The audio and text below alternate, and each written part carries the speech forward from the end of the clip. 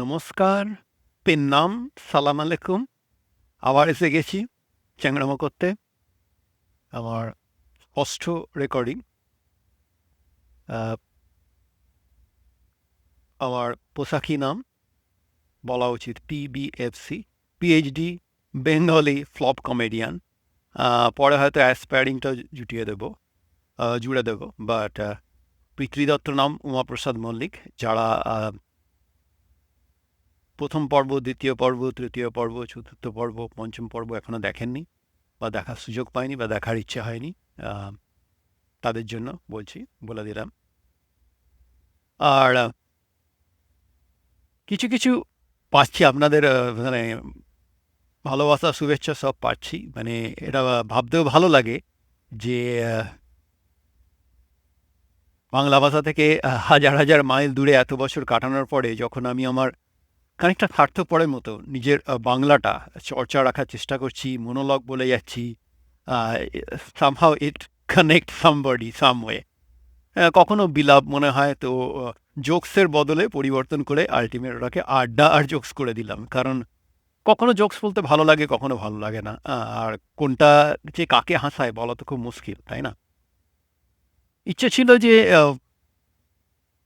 লোক হাসাবো, হ্যাঁ, ছোটবেলা থেকে। কিন্তু আম, কিছু কিছু কনস্ট্রাকটিভ ক্রিটিসিজম পেলাম যে উমা তুই কিন্তু জোকসের থেকে গল্প ভালো বলিস। হ্যাঁ, মানে জানি না, ন্যারেটর।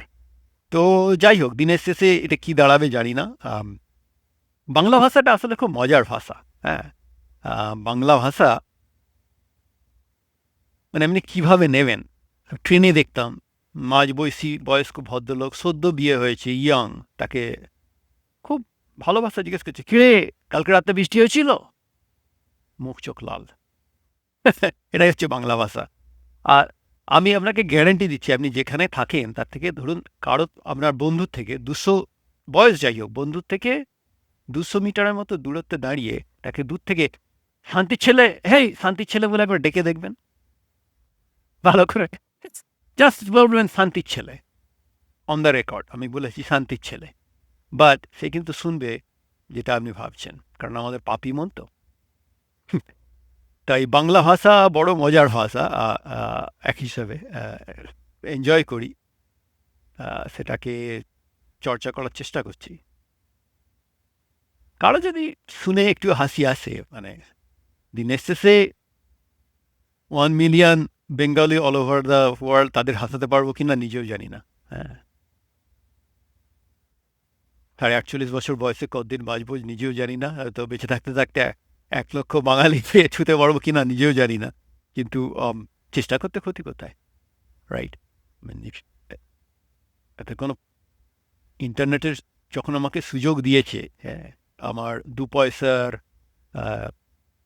জোকস বলা, গল্প বলার, পারফর্ম করার, আর বাঙালিদের সারা বিশ্বের সারা প্রান্তে ছড়িয়ে থাকা বাঙালিদের ছোঁয়ার একটা সুযোগ দিয়েছে। সুযোগটা সদ্ব্যবহার না করলে it will be one of those regrets of dying people, ওটা আমার মতো মহাপ্রসাদের। তো সেই নিয়ে শুরু করা যাক। তো বাংলা ভাষা বড় মজার ভাষা, আর সেই নিয়ে অনেক ভাষার জোকস আছে। আমার মনে পড়ে একটা বাসের জোকস ছিল। তো এক ভদ্রলোক অনুষ্ঠান বাড়িতে একটু বেশি খেয়েছেন আর কি, লুচি ছোলার ডাল খেয়েছেন, স্বাস্থ্য ভালো। এবার বাসের পেছনের সিটে বসেছেন, ভিড় বাস, হ্যাঁ, চাপাচাপি করে পেছনের সিটের, এখন জানি না, আগে পুরানো আমাদের কথা বলছি, আমি তো অলমোস্ট 23.5 বছর আমেরিকায়, তার আগেও বাংলা ছাড়া 1995 সাল থেকে, না 1999 সাল থেকে, 1999। More than 25 years. তো যাই হোক, তো আমি জানি না এখনকার বাসগুলো পেছনে 6টা করে সিট আছে কিনা, যাতে 7 জন বসতো চেপে চেপে। তো এইরকম একটা সিচুয়েশন। তো দাদা সেখানে বসেছেন, অনুষ্ঠান বাড়িতে একটু বেশি লুচি ছোলার ডাল খেয়েছেন, মানে সাধ্য বাড়ি ছিল, লোভে পড়ে খেয়েছেন। এবারে থেকে থেকেই মানে একটি করে ভাত কম, বেশ শব্দ করে। পাশে একজন বসে আছে খবর কাগজ নিয়ে, ঘাটটা উঁচিয়ে, মুখটা রাগি রাগি হচ্ছে, ধোলা ভালো হচ্ছে না কিন্তু। আবার 5-7 মিনিট পরে বাসটা একটু ঝাঁকানো, ভ্রুপ, ভাত কামো গন্ধ বেশি করছে না কিন্তু আওয়াজ বেশি। ভদ্রলোক আবার ঘাটটা ঘুরিয়ে, দাদা ভালো হচ্ছে না কিন্তু। চেপে চুপে আছে, অনেকক্ষণ কিছু নেই, তারপরে আবার একটা বড় বাস পড়েছে গচ্চায়। দাদা তখন থেকে বলে যাচ্ছি ভালো হচ্ছে না কিন্তু। ভদ্রলোক খুব ঠান্ডা গলায় বললেন, দাদা চিৎকার করছেন কেন? তখন থেকে দেখতেই তো পাচ্ছেন আমি চেষ্টা করে যাচ্ছি, এর থেকে ভালো আমার দ্বারা হবে না। আর ইদানিং একটা হয়েছে, মানে সারা পৃথিবীতেই মানুষ মানে জিরো ফিগার, মেয়ে হলে জিরো ফিগার কেন যে করে ভগবান জানে, মানে হাত, যাই হোক, let's keep my opinion on my self.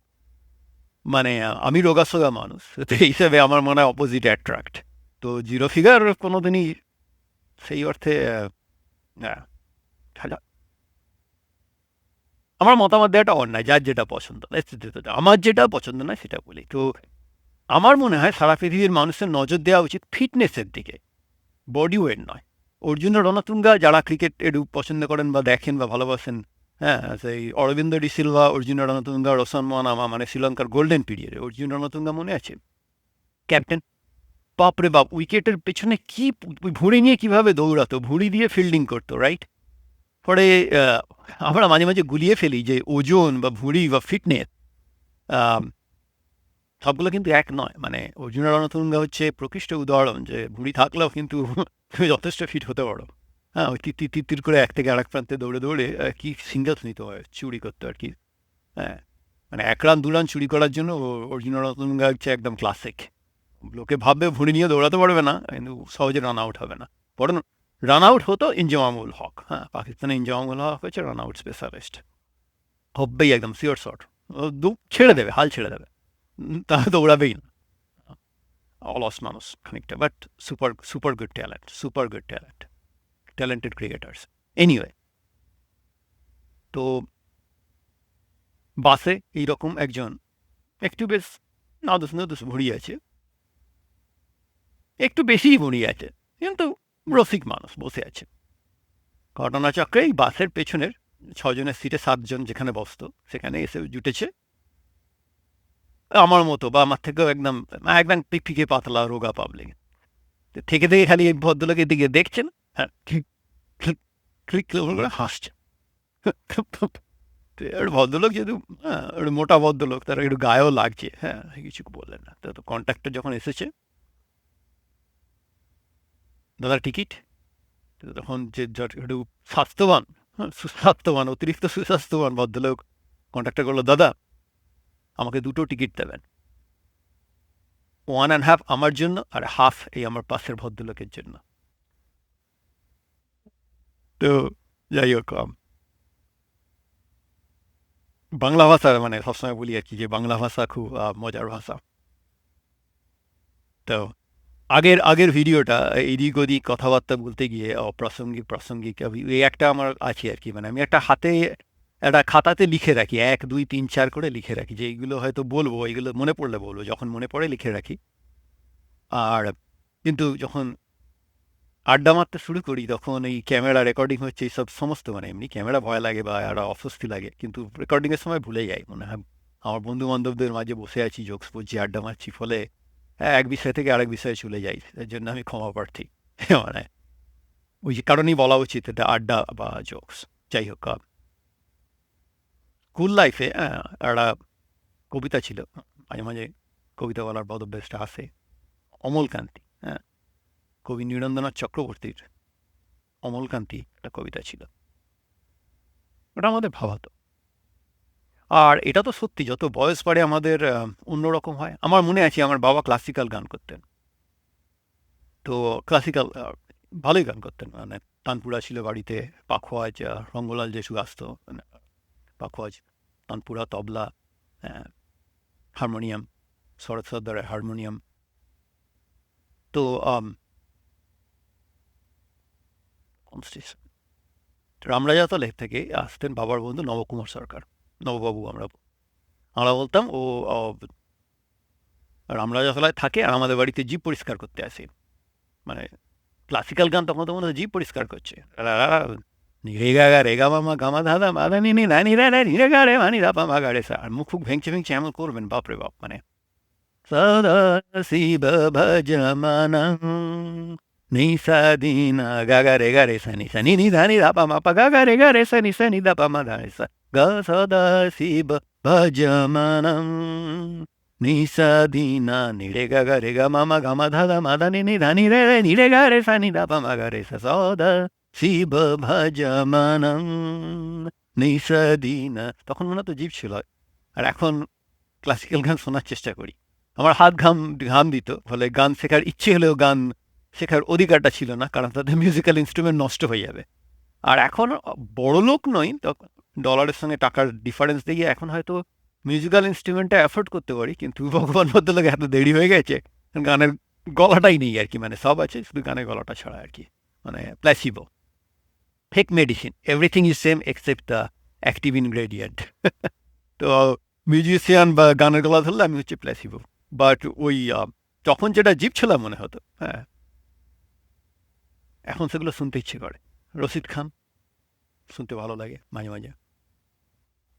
যাই হোক, পুরানো দিনের, ইনফ্যাক্ট আমাদের বাড়িতে, মানে দাদুর আমলের আর কি, বাড়িতে অমল মাস্টারমশাই, গানের মাস্টারমশাই, গানের স্কুল ছিল, তো ওখানে গান শেখাতেন। ছোটোবেলায় স্কুলে যাওয়ার আগে আর কি, গানের স্টুডেন্টরা যখন আসতো শুনতাম। তো প্রজাপতি দিয়েছিল, অমল মাস্টারমশাই সেরা ছাত্রী। সেটা নিয়ে খানিকটা সমস্যাও ছিল, যেটা ভাবছেন সেটা ঠিক, যেমন হয়। কিন্তু দেবী সরস্বতী আমি কোনোদিন দেখিনি, কিন্তু প্রজাপতি যখন কোলে তানপুরা কোলে নিয়ে ক্লাসিক্যাল গান করতো, আমার মনে হয় দেবী সরস্বতী কোনোদিন যদি আমি ভাবার চেষ্টা করি, কাছাকাছি হবে। It's a divine feelings when people just sing for themselves, or I don't know. I don't think the real singer, they sing for others. I don't know. I don't have that feeling. I think when you sing for yourself. That's right. যখন বাথরুমে আমরা গান করি কি মজা লাগে, right? I don't think we sing for others. At least I sing for myself. Feels good even in গান গাওয়া উচিত নয়, so what? আমাদের তো কবিতাতে ভিশ্বলোচন শর্মা তো আছেই, গানের গুঁতো মারার নৈতিক অধিকার বাঙালি হিসেবে আমার আছে, সুতরাং মারবো। বাট ওই ক্লাসিক্যাল গান মিস করি, হ্যাঁ, জাস্ট শুনে শুনে আর কি, দু চার কলম, মানে জাস্ট ধানা ধানা মুরত কৃষ্ণ মুরারি সুলাচনা গিরিধারি অতি সুন্দর লাগে অতি প্যারি ধনা ধনা মুরত কৃষ্ণ মুরারি। প্রাইসলেস। এখন ওকে শোনে না, যাক, ঠিক আছে, থাকবে, বেঁচে থাকবে, যেগুলো থাকার সেগুলো থাকবে, আমি বিশ্বাস করি। যাই হোক, এটা বলতে গিয়ে বলা তো ওই সময়ের অমলকান্তি, হ্যাঁ, অজয় চক্রবর্তী শুনতাম, খুব ফেভারিট, গাইতে পারবো না, কিন্তু কিছু কবিতা আর কি, গান যেগুলো ছিল আর কি, যে ফুলের পরাগ হলে প্রজাপতি চুম্বনে হরিয়ে দিত। প্রজাপতির বয়স কম হলে, আমাদের কাছাকাছি ফুলে গানের মানেটা অন্যরকম হয়ে যায়, বাট মজা লাগে আর কি, মানে চেনা জানা শব্দগুলো যখন গানে চলে আসে। না না কিছুই হওয়া হলো না। প্রথম লাইন মনে এলো, ভোরে শিশির হয়ে এক ফোঁটা সুখ যদি উড়িয়ে দিতাম, আমি কুড়িয়ে পেতাম। ফুলের পরাগ হলে প্রজাপতি চুম্বনে ভরিয়ে দিত। না না কিছুই হওয়া হলো না। এসব গান আশা করবো এইসব গানগুলো বেঁচে থাকবে। মানে আমার বেসুরো গান শুনে কেউ যদি কোনো বাঙালির ছেলে যদি এই ইউটিউবে গিয়ে পণ্ডিত চক্রবর্তীর গলায় এই গানটা শোনার চেষ্টা করে, আমার মনে হবে আমার ছ্যাবলামোটা সার্থক। That's my call. I will sing so bad. মানে আমি আমি আমি আমাকে চেষ্টা করতে হবে না। আমার যেটা বেস্ট সেটা অতীব জঘন্য হবে। সুতরাং লোকে অ্যাকচুয়ালি আসল অরিজিনাল গানের দিকে যাবে। এনিওয়ে, তো কবিতা ফরমালি শিখিনি, কিন্তু কবিতা ওই বলে বেড়াতাম। কৌশিক, ঠিক আছে, ধন্যবাদ দা, কৌশিকের প্রাপ্য অনেকটাই প্রাপ্য। কমলকান্তি আমাদের সময় খুব সেরা কবিতা। হ্যাঁ, পড়ার চেষ্টা করছি, ভুলে যাও, লাইন অনেক ভুলে গেছি, তাই সাহস নিচ্ছি না। তাই এটা এই ইন্টারনেট থেকে একটা প্রিন্ট আউট নিলাম, অমলকান্তি পাঠ করার চেষ্টা করছি। অমলকান্তি, নীরেন্দ্রনাথ চক্রবর্তী, ক্লাসিক। অমলকান্তি আমার বন্ধু। স্কুলে আমরা একসঙ্গে পড়তাম। রোজ দেরি করে ক্লাসে আসতো, পড়া পারত না। শব্দরূপ জিজ্ঞেস করলে এমন অবাক হয়ে জানালার দিকে তাকিয়ে থাকতো যে দেখে ভারী কষ্ট হতো আমাদের। আমরা কেউ মাস্টার হতে চেয়েছিলাম, কেউ ডাক্তার, কেউ উকিল। অমলকান্তি সেসব কিছু হতে চায়নি, সে রোদ্দুর হতে চেয়েছিল।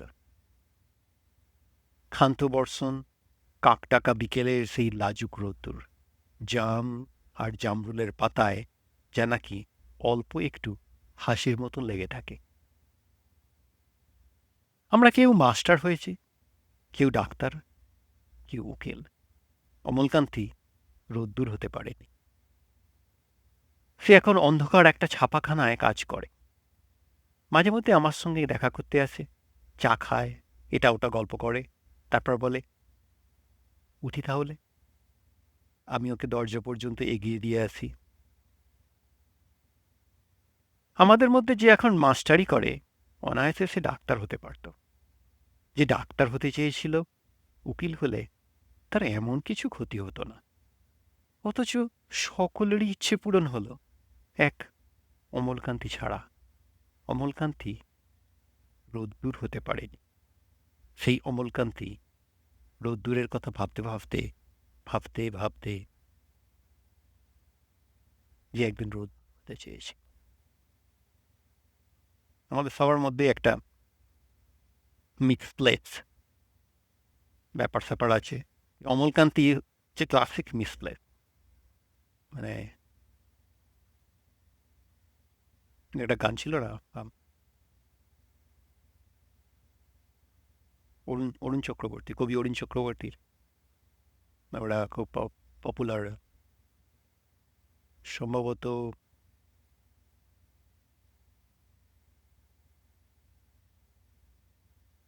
শিয়ালদা স্টেশনে মহুয়া গাছকে নিয়ে লেখা, বা অন্য, আমি ভুলে যাচ্ছি, এত বছর পরে তো ভুলে যাচ্ছি। বা misplace, one of the classic. লাল পাহাড়ের দেশে যা, রাঙা মাটির দেশে যা, ইথান তোকে মানাইছে নাই রে, একেবারে মানাইছে নাই রে। ও তুই লাল পাহাড়ির দেশে যাবি, মহুয়া মাদল পাবি রে। ক্লাসিক, শুনে নেবেন।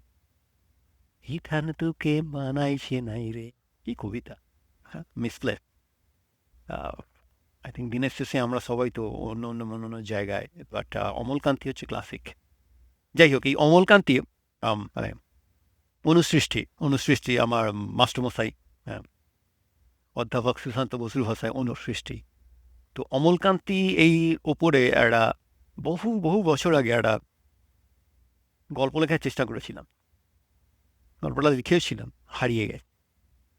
এখন বলতে লজ্জা লাগে, কিন্তু বাংলায় ঠিক লিখতে পারি না, যুক্তাক্ষরগুলো ভুলে গেছি খানিকটা। মানে পড়তে পারি ভালোই, বাংলা ভাষা আমার মাতৃভাষা, আমার নিজের ভাষা, ওটা কী করে ভুলবো। কিন্তু লিখতে মানে হাতটা ঠিক সরে না, অনেক বছর হয়ে গেছে তো। কারণ ওই টুকটাক লিখতে পারি, কিন্তু বড় লিখতে পারি না। ফলে গল্পটা যে আবার লিখবো নিজে, সেটা পারি না। তো কেউ যদি বাংলা টাইপ করতে পারে, এটা যদি লিখে দেয়, আমি চিরকৃতজ্ঞ থাকবো। বা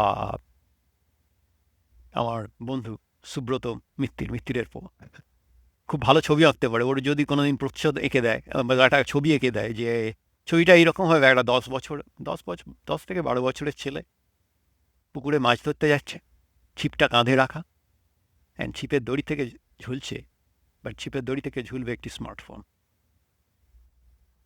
তো যাই হোক, তো এই অমলকান্তি বেস করে গল্পটা লেখা। নাম দিয়েছিলাম হতভাগার গল্প।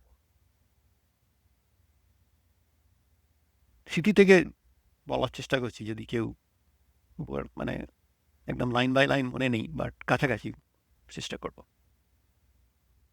গল্পটা শুরু হচ্ছে এইভাবে, অমলকান্তির স্টাইল খানিকটা অনুপ্রাণিত তো।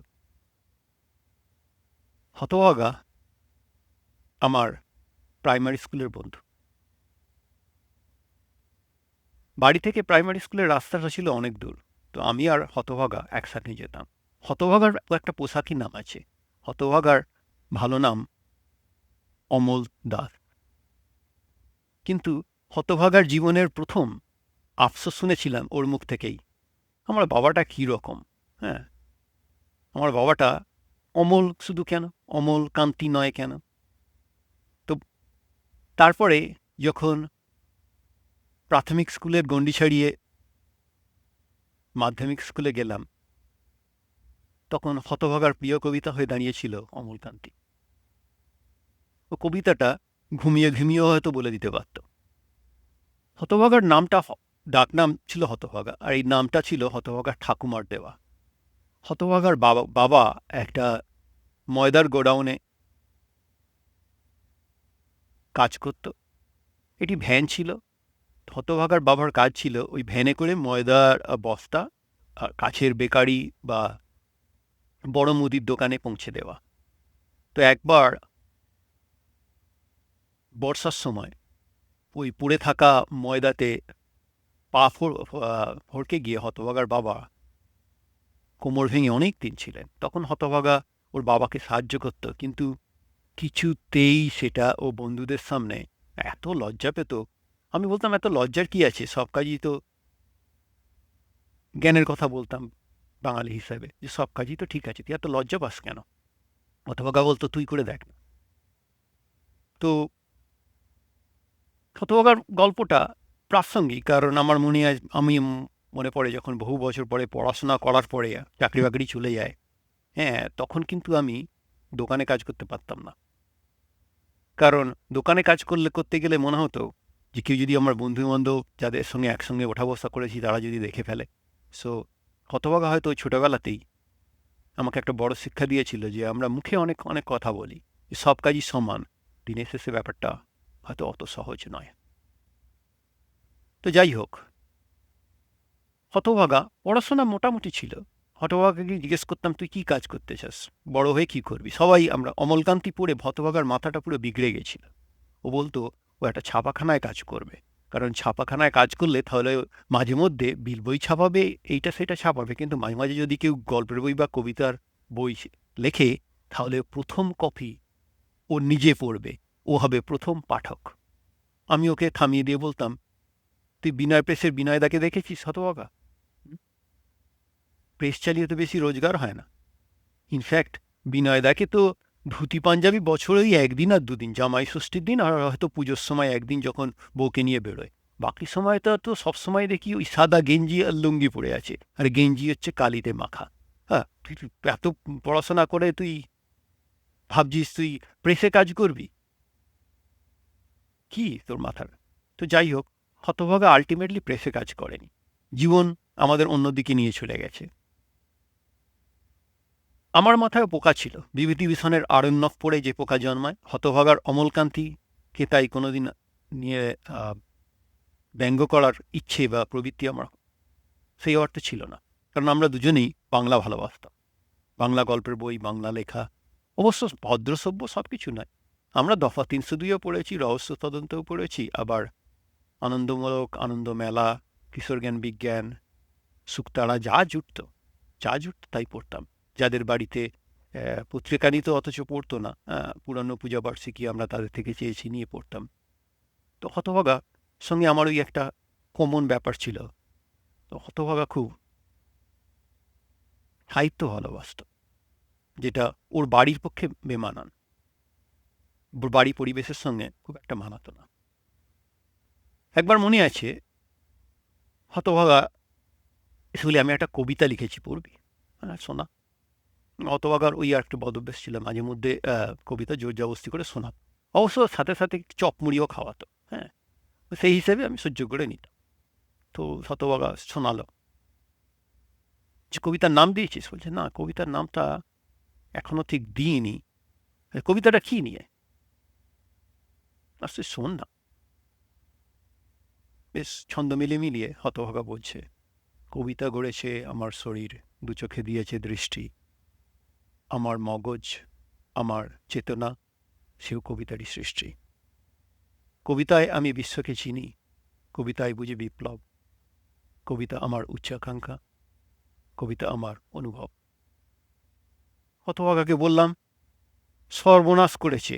এই কবিতা কি ওই আমাদের পাড়ার নতুন কবিতা রানী ডেকা আসাম থেকে এসেছে? জানিস, ও আমাদের একই ক্লাস 7-এ যদিও পড়ে, কিন্তু ওর বয়স অনেক বেশি। ওরা আসাম থেকে এসেছে, ভালো করে বাংলা বলতে পারে না বলে ওর নিচু ক্লাসে পড়ছে। ও বয়স অনেক বেশি। হতভাগা জিভ কেটে বলে, দেখ কি যে বলিস, আর বয়স বেশি তো কি এসে যায়, তুই আমাদের জ্যোতি বসুকেই দেখ না। জ্যোতি বসুর তো যে স্ত্রী, তোদের থেকে বয়সে বড় সচিন তেন্ডুলকর হাতের সামনে আছে। তো হতভাগার লজিক বাটনটা আমার থেকে অনেক বেটার ছিল, ফলে হতভাগার সঙ্গে বেশিক্ষণ তর্ক করা যেত না। তারপরে আরণ্যক পড়ে ভাবতাম একরকম, কিন্তু পরীক্ষার ফলগুলো সেই রকম হলো না। তো মাধ্যমিকের পরে আর খুব বেশি সময় নষ্ট না করে পড়াশোনায় ইতি টেনে চলে গেলাম চা বাগানে কাজ করতে। তো হতভাগার সঙ্গে যখন বাড়িতে আসতাম মাঝে মাঝে কথা হতো। হ্যাঁ, কারণ আসামের চা বাগান বাইরে থেকে যত রোমান্টিক মনে হয়, ব্যাপারটা তো সেই রকম নয়। কম পয়সা, বেশি কাজ, অনৈতিক কাজকর্ম, কিন্তু দিনের শেষে ভালো আর সস্তার লোকাল মদ্য ভালোই চলত। মাঝে মাঝে আসতাম, বাড়িতে যখন ফোনে কথা হতো কখনো সখনো, হ্যাঁ, তখন হতভাগার কথা আসতো। হতভাগা পড়াশোনা নাকি করে যাচ্ছে, খুব ভালো, খুব ভালো পেতাম সেটা শুনে। তারপরে হতভাগা একটা চাকরিও পেল, প্রাইমারি স্কুলের চাকরি। আমি ভাবলাম, বাহ, অ্যাটলিস্ট ও প্রেসে ভূতটা ওর মাথা থেকে নেমেছে, প্রাইমারি স্কুলে হতভাগা ভালো করে চাকরি করবে। তারপরে পুজোর সময় বাড়ি এসে শুনলাম যে হতভাগা বিয়েও করেছে, কিন্তু হতভাগার একটা অন্য নেশা ধরে গেছে। হতভাগা প্রাইমারি স্কুলে পড়ায়, কিন্তু অতিরিক্ত মদ্যপান করে, অতিরিক্ত মদ্যপান। এবং আমার মা বলল, তুই ওকে একটু বোঝা না, তোর তো স্কুলের বন্ধু ছিল, ছোটবেলার বন্ধু, বিয়ে করেছে, বউটাকে খুব ধরে মারে। সে কি, ও তো এরকম ছিল না। হতভাগা তো একটু কবি কবি মানুষ, বউ পেটানো প্রাইমারি স্কুলের মাস্টারমশাই, এটার সঙ্গে তো হতভাগাকে ঠিক মেলাতে পারছি না। ও তো অমলকান্তি ভালোবাসত। হ্যাঁ, আমি জানি গল্পগুলো সেই রকম নয়। আরণ্যক পড়ে যে ছবিটা এসেছিল, আসামের চা বাগানে হয়তো চাকরিটা নিয়ে ফেলেছিলাম, এখন আফসোস করি পড়াশোনা করিনি, কিন্তু আরণ্যকের সঙ্গে তো কোনো মিলই নেই। তো কিন্তু হতভাগাও এতটা বদলে গেছে, আমি বদলে যাচ্ছি, হতভাগাও বদলে যাচ্ছে। তো হতভাগার সঙ্গে দেখা হলো রাস্তায়, এই কেমন আছিস? ওই চলে যাচ্ছে। মানে চলে যাচ্ছে কেন, তুই তো ভালোই আছিস। মানে আসামে আমি যা কাজ করি, খাতা লিখি, চায়ের দোকান চা বাগানে খাতা লিখি, সেই অনুপাতে তোর তো প্রাইমারি স্কুলে পড়াচ্ছিস তো, ফলে তোর কি বলছিস? এখনকার বাচ্চা কাচ্চা মাস্টারমশাইদের কোনো সম্মান দেয় না, আমাদের মতো নয়, কিছু শিখতে চায় না। হ্যাঁ, খালি খালি ফাঁকিবাজি। হ্যাঁ, আর আমি তো পড়াই বাংলা, আমি বাংলা পড়াই, ওরা বাংলা শেখাতো আগ্রহই তো সেরকম নেই। তুই জানিস সরকারি স্কুলে এমনি ওই আছে, মাসের শেষে মাস দেয়। আমার মায়ের থেকে শুনলাম তুই বিয়ে করেছিস, একটা বিয়ের খাওয়া তো প্রাপ্য। আর বিয়ে কি বলছিস, আর ওই একটা বাপ মা ধরে বিয়ে দিয়ে দিল। হ্যাঁ, সেরকম দেখা সাক্ষাৎ নেই। কেন তোর কবিতা ফবিতা কিছু জোটাতে পারলি না কাউকে? হ্যাঁ, কি যে বলিস তুই। হুম, আমার বাবা ভ্যান টানে, ময়দার গোডাউনে কাজ করে। মানে তুই তো মাস্টারমশাই হয়েছিস। হ্যাঁ, তা হয়েছি, সেই জন্যই তো ওদের গলায় দুম করে জড়িয়ে দিল কিছু বাবা সবার আগে। আর আমিও মা আর ঠাকুমা এত জোর জবরদস্তি করলো, আমিও হ্যাঁ বলে দিলাম। আরে সব ঠিক আছে, কিন্তু তোর নামে একটা শুনছি, সেটা কি সত্যি? আমার নামে তুই যা শুনছিস সব সত্যি। কেন তুই মদ খাওয়াটা ধরলি কেন? আরে কি করে বলি বলতো? আমাকে বলতে পারিস। আমাদের মনে আছে ছোটবেলায় যখন একসাথে হেঁটে যেতাম, হ্যাঁ, ক্লাস ওয়ানে মনে আছে, ক্লাস ফোরের ভিচুদা, তার অভ্যেস ছিল রাস্তাঘাটে ধরে ভয় দেখানো বাচ্চাদের, হ্যাঁ, আমাদের মাই মারবে সেই মারবে করতো, মনে আছে দুজনে মিলে তাকে তেড়ে গেছিলাম। হ্যাঁ, এক ক্লাসের। বাই দা ওয়ে, তুই তুই একটু আধটু মদ্যপান করিস, আমিও একটু আধটু মদ্যপান করি, সেটা ঠিক আছে, কিন্তু ওই রকম চেঁচামেচি করিস কেন? তারপরে বউকে পেটাস কেন? বাচ্চা কাচ্চা কিছু হয়েছে? আরে না, ওইখানেই তো সমস্যা, ওইখানেই তোকে বলি। আমার বুঝলি, ছোটবেলায় মনে আছে তোকে বলতাম, হ্যাঁ মনে আছে, তো ছোটবেলায় বলতিস যে তুই প্রেসে হাত কালি ঝুলি মেখে কাজ করবি, আর বাড়িতে এসে চান টান করে তোর একটা মেয়ে, বাচ্চা মেয়ে, হ্যাঁ, তোর মুখে হাত বুলিয়ে দেবে, তুই তাকে কাঁধে করে ঘুরবি। একটা মেয়ে, আর যদি ছেলে হয় একটা ছেলে, হ্যাঁ, ছেলেটার সাথে মাঝে মাঝে একটু ক্রিকেট খেলবি। মনে আছে? কেন মনে আছে? মনে থাকবে না? ওইখানেই তো সমস্যা রে। আমাকে ধরে বেঁধে বিয়েটা দিয়ে দিল। বউটা খুব ভালো, বুঝলি, বউটা খুব ভালো। এত বাজে কথা বলি, এত মারধর করি, এত অসম্মান করি, তাও আমাকে ছেড়ে কোথাও যায় না, ছেড়ে যেতে চায় না। আমি কত করে বলি, হ্যাঁ তুমি আছো কেন, পড়ে আছো কেন এখানে? হ্যাঁ,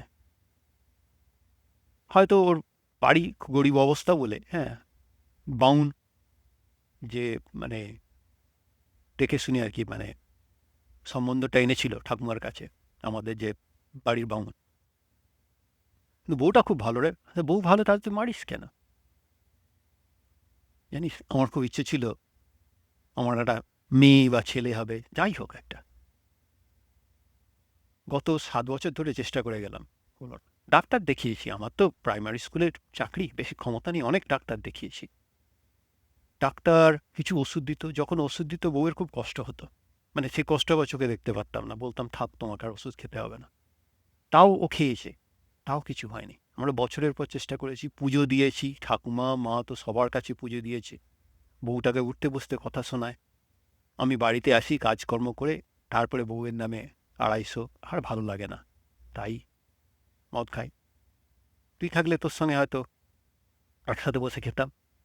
মানে দেখ, জীবনটা ওই রকমের রোমান্টিক নয়। তুই ভাবছিস আমি আসামে কাজ করি, মনে আছে বিভূতিভূষণের আরণ্যক পড়ে ভাবতাম সেই আহ, নাড়াবহিয়ারের মতো কোনো প্রত্যন্ত জায়গায় চলে যাব, প্রকৃতি দেখবো, গাছের মধ্যে হারিয়ে যাব, রাত্রিবেলা দিনের বেলা গাছের পার্থক্য বোঝার চেষ্টা করব, বড় বড় গাছের পাতার কোনো শব্দ আছে কিনা, ভাষা আছে কিনা শোনার চেষ্টা করব। ওগুলো ঠিক হয় না রে।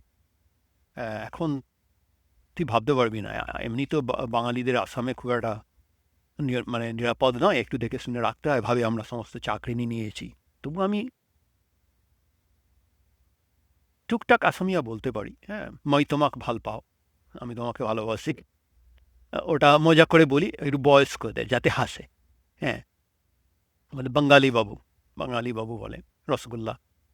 তো সেই হিসেবে মই অহমিয়ানে জানো, পরের শব্দটাও মানে এটাও শিখেছি, যে আমি আসামিয়া জানি না, মই অহমিয়ানে জানো, মই অহমিয়ানে জানো, মই তোমাক ভাল পাও, ওইটা দিয়ে চালিয়ে নিচ্ছি। ফলে এত বছর রয়ে গেছি, আমি অলমোস্ট ওখানকার হয়ে গেছি, কিন্তু নতুন যারা আসে বাঙালি মিশতে চায় না, বা বড় বড় যারা পোস্টে আছে চা বাগানের, হ্যাঁ, দেহাতি কুলিদের সঙ্গে মিশতে চায় না। হ্যাঁ, বড় মানে বস্তির অবস্থা দেখলে তুই তোর চোখে জল আসবে।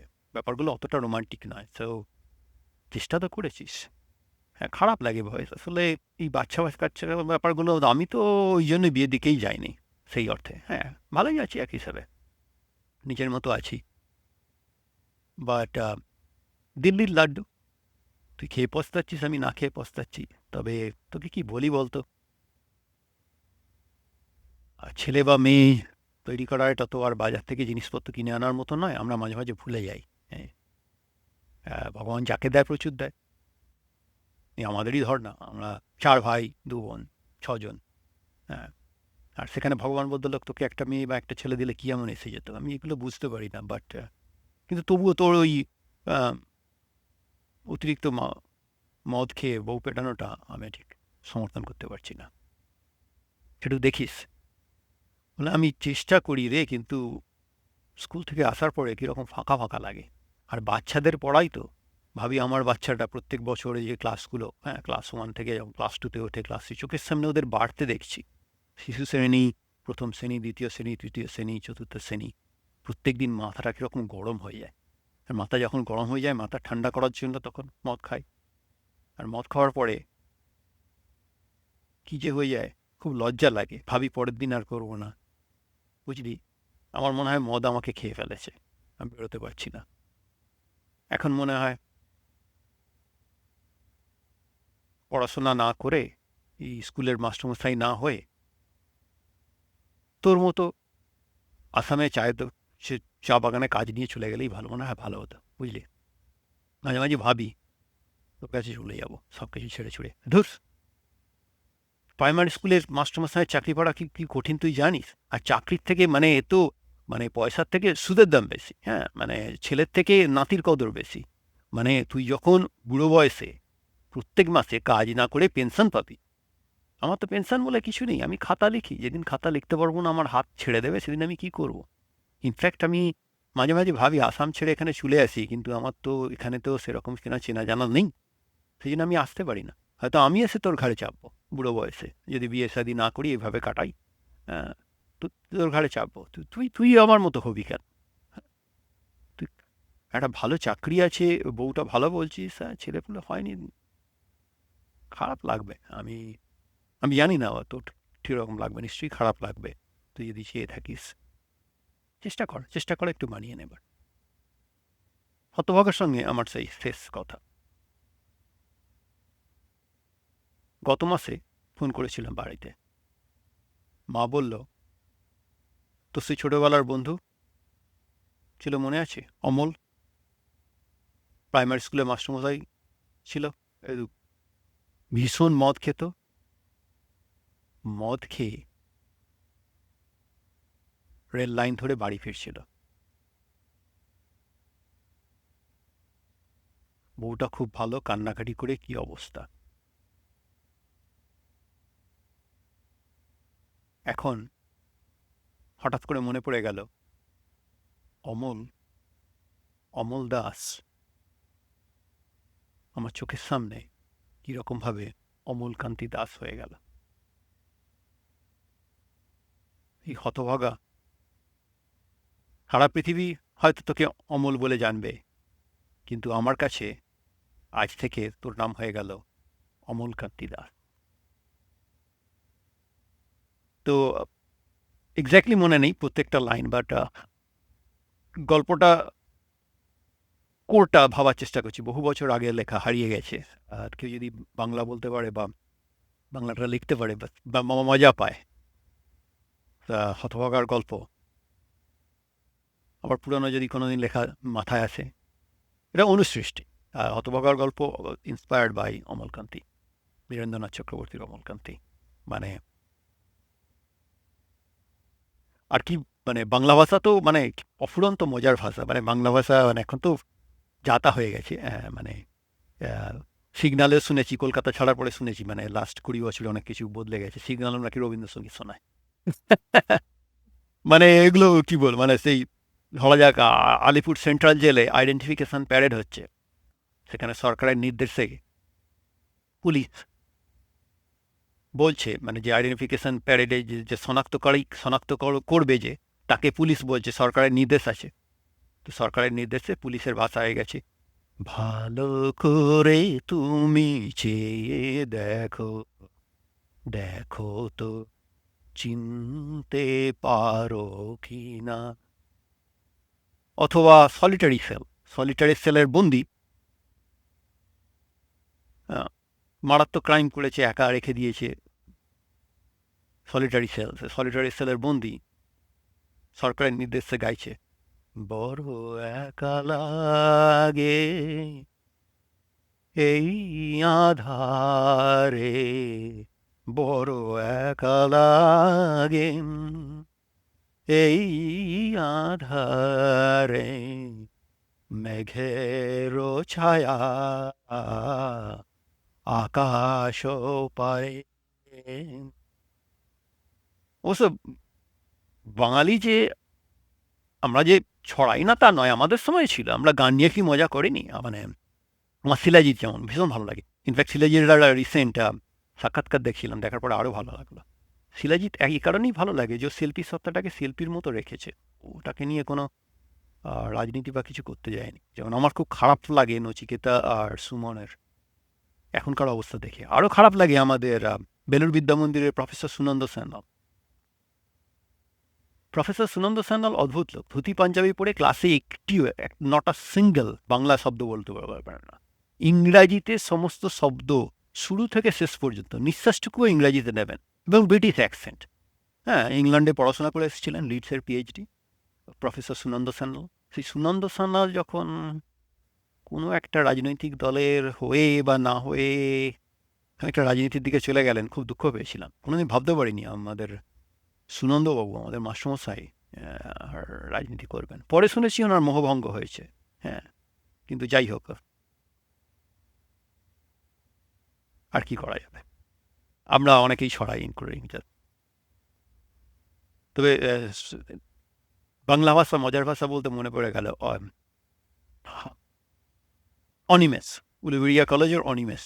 ওর বাবার ডেকোরেটার্সের দোকান ছিল, কেমিস্ট্রি অনার্স, খুব ভালো অর্গানিক কেমিস্ট্রি বুঝতো, খুব ভালো। আমাদের ব্যাচে যারা অর্গানিক কেমিস্ট্রি খুব ভালো বুঝতো, অনিমেষ তাদের মধ্যে পড়বে definitely, one of the many আমাদের ব্যাচে অ্যাকচুয়ালি অনেকেই ভালো বুঝতো, কথাবার্তা বলবো। হ্যাঁ, আমাদের ব্যাচ বলবো সিনিয়র। হ্যাঁ, অনিমেষের অর্গানিক কেমিস্ট্রি ফান্ডা বেশ সুন্দর ছিল, দুর্দান্ত ছিল ইনফ্যাক্ট। তো যাই হোক, তো তখন ওই নচিকেতা একটা শিলাজিতে ছিল, পান সুপারি খেজুর শাড়ি ধানের খেতার মাটির বাড়ি। তো সেটাকে অনিমেষ গাইতো, পান সিগারেট বিড়ির প্যাকেট মালের বোতল ড্যাসের জ্যাকেট। ড্যাসেরটা বলা যাবে না, গালি দেবে। ওই যেমন কারো নাম যদি সাধন হয়, হ্যাঁ, তার মায়ে দূর থেকে তাকে ডাকবে, এই সাধন, এই সাধন, এখানে আয়, এই সাধন। ইংরাজিতেও আছে। আলফা আর কিউ যদি পাশাপাশি আসে, ম্যাথমেটিক্সের প্রফেসর কোনোদিন বলবে না আলফা কিউ, চাকরি চলে যাবে কীরকম। তো যাই হোক, রবীন্দ্রনাথ তো আমাদের লোপ্পা বল দিয়ে গেছে, হাঁস যদি হতে পারে হংস, বাঁশ কেন হবে না কো বংশ, ষাঁড় যদি হতে পারে ষণ্ড, ড্যাশ কেন হবে না কো গণ্ড।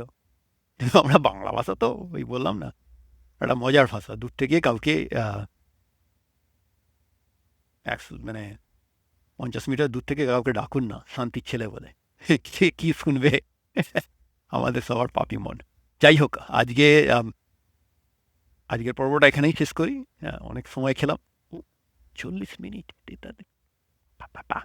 ঠিক আছে, যাদের আমার মতো মানে অসময়ে, মানে সময়ে শোনা যাবে না, কাজ সবার আগে, বাট যাদের আমার বাংলা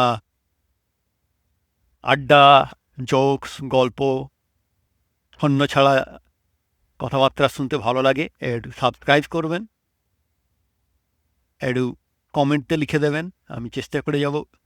জানি না কতদিন উৎসাহটা থাকবে, উৎসাহ একটা বড় ব্যাপার। প্রমিস কিছু না করাই ভালো, জাস্ট ডু ইট। আমার নিজের একটা টার্গেট আছে, যে প্রথমে 5টা পর্ব হলো, তারপরে দেখি পর্ব নাম্বার 6। ভালো থাকবেন, রাখছি, নমস্কার। শ্যাবলাফোনার এই এপিসোডটাও শেষ হলো, ভালো থাকবেন সবাই।